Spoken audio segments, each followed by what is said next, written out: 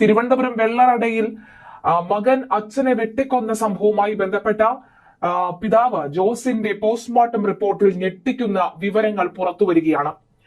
28 വെട്ടേറ്റാണ് 70 വയസ്സുകാരൻ മരിച്ചിരിക്കുന്നത്. മകന്റെ കയ്യിൽ നിന്നും 28 വെട്ടേറ്റ പിടഞ്ഞ ജോസിന്റെ മരണകാരണം ഇതിലെ 3 അതീവ മാരക വെട്ടുകളാണ്.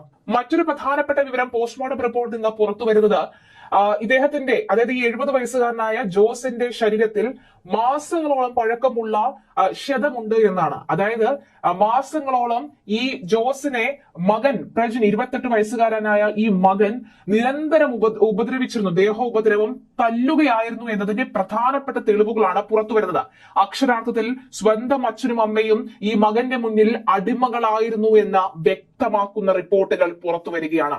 പോസ്റ്റ്മോർട്ടം റിപ്പോർട്ട്, പോസ്റ്റ്മോർട്ടം നടത്തിയ ഡോക്ടർമാരടക്കം ഒന്നടങ്കം പറയുന്നു, കഴിഞ്ഞ കുറെ നാളുകളായി, കഴിഞ്ഞ കുറെ മാസങ്ങളായി പഴക്കം ചെന്നതടക്കമുള്ള അടിയുടെ ചതവ് ശരീരഭാഗങ്ങളിൽ ഉണ്ട് എന്ന വ്യക്തമാക്കുന്ന വിവരം.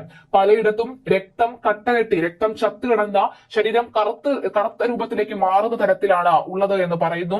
28 വെട്ടിൽ 3 വെട്ട് അതീവ മാരകമായിരുന്നു എന്ന് പറയുന്നു.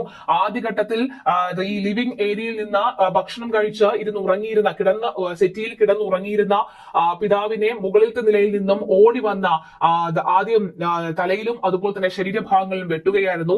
അവിടുന്ന് ജീവരക്ഷ മാർഗം തേടി അടുക്കളയിലേക്ക് ഓടി രക്ഷപ്പെടാൻ ശ്രമിച്ച ജോസിനെ പിന്നാലെ പോയി തുരുതുരാ വെട്ടുന്ന പ്രജനെയാണ് അമ്മ കണ്ടുകൊണ്ടുവരുന്നത്.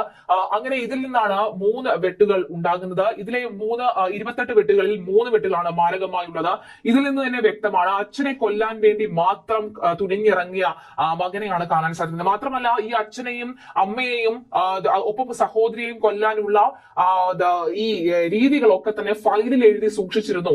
ഫയലിൽ ഒരുപാട് ഏകദേശം 10-200 പേപ്പറുകളിലായി ഒക്കെ തന്നെ വരാൻ പോകുന്ന ഭാവിയിൽ പ്രജന്റ് ചെയ്യാൻ പോകുന്ന കാര്യങ്ങളെ കുറിച്ച് ഇംഗ്ലീഷിൽ കൊത്തിക്കുറച്ച് വെക്കുന്ന ഒരു ശീലം ഇയാൾക്കുണ്ടായിരുന്നു. ഇതൊക്കെ തന്നെ നമുക്ക് കാണാൻ സാധിക്കുന്നുണ്ട്, ആ മുറിക്കകത്ത് കയറുമ്പോൾ കാണാൻ സാധിക്കുന്നുണ്ട്.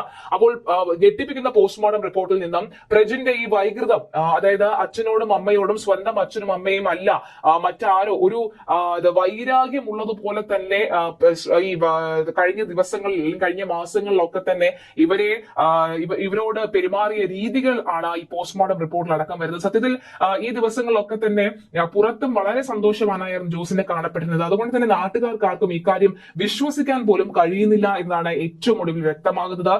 പ്രജൻ എന്ന 28 വയസ്സുകാരൻ എത്ര ക്രിമിനൽ മെന്റാലിറ്റി ഉള്ള ഒരാളാണ്, ഒരു ക്രിമിനൽ മൈൻഡുമായി നടക്കുന്ന ആളാണ് എന്ന ഈ പോസ്റ്റ്മോർട്ടം റിപ്പോർട്ടിൽ നിന്ന് വ്യക്തമാവുകയാണ്.